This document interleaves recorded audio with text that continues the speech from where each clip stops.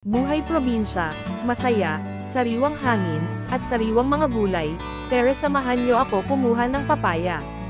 Kung Pinoy ka, ano ang una mong naiisip kapag nakakita ka ng papaya?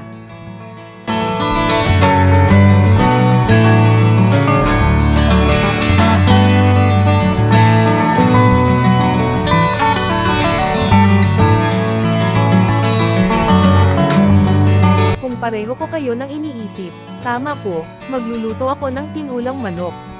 Babalatan ko na nga itong papaya, at hatiin lang ng ganito kalalaki, pero depende sa inyo kung anong hiwa ang gusto nyo.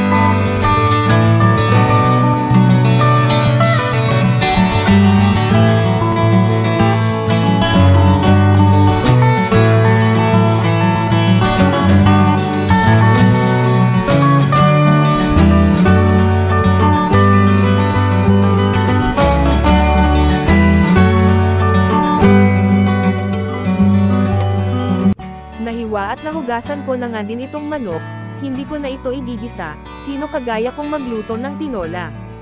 Ilagay ko na agad itong manok dito sa kaserola, at ilagay ko na ang luya, sibuyas at paminta, tsaka ko ito takpan at hintayin ko lang lumabas ang katas ng manok, at dapat sa mahinang apoy lang.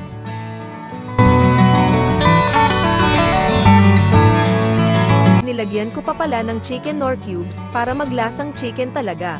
Haluin at maglagay ng tubig depende sa sabaw na gusto nyo, at ilagay na din itong papaya, at hintayin lang itong kumulo.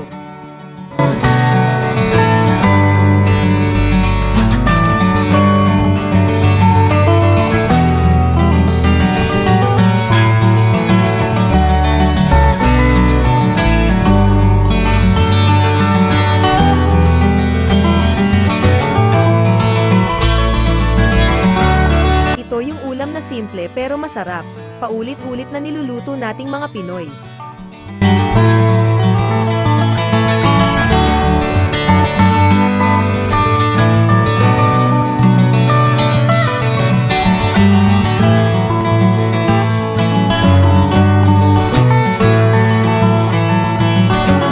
Taste if the taste is right.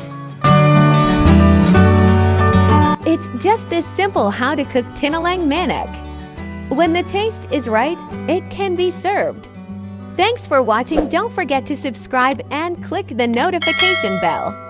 Thank you so much, guys.